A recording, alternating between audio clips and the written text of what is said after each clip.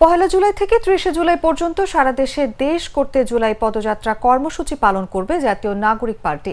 রোববার বেলা ১১টায় রাজধানীর বাংলা মোটরে দলটির অস্থায়ী কার্যালয়ে জুলাই অভ্যুত্থানের বর্ষপূর্তি উপলক্ষে এই কর্মসূচি ঘোষণা করেন দলটির আহ্বায়ক মোহাম্মদ নাহিদ ইসলাম। তিনি বলেন, শহীদ আবু সাইদের কবর জিয়ারতের মাধ্যমে দেশের ৬৪টি জেলায় দেশ করতে জুলাই পদযাত্রা কর্মসূচি পালন করা হবে। আমি আবারও বলছি, আমরা ১ জুলাই থেকে ৩০ জুলাই পর্যন্ত জাতীয় নাগরিক পার্টি এবং আমাদের অভ্যুত্থানের যে নেতৃবৃন্দ সকলেই একসাথে এই পদযাত্রাটি শুরু করবে এবং সারা দেশ প্রদক্ষিণ করে ঢাকায় ফিরবে। পরে আমরা এই জুলাই গণঅভ্যুত্থানের পরে যে আকাঙ্ক্ষা নিয়ে আমরা বলেছিলাম নতুন বাংলাদেশ 2.0, আমরা মনে করি সেই বাংলাদেশ বিনির্মাণের কাজ, রাষ্ট্র পুনর্গঠনের কাজটি এখনো চলমান। ফলে সেই দেশ গড়ার লক্ষ্যে দেশ গড়তে জুলাই পদযাত্রা, এটি আমাদের ট্যাগলাইন।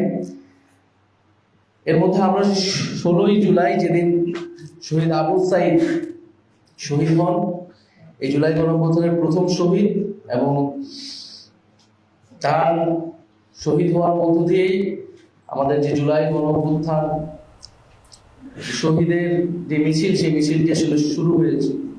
ফলে সেই দিনকে আমরা বৈষম্য বিরোধী শহীদ দিবস হিসেবে পালন করব এবং সারা দেশে শহীদদের জন্য দোয়া মাহফিল।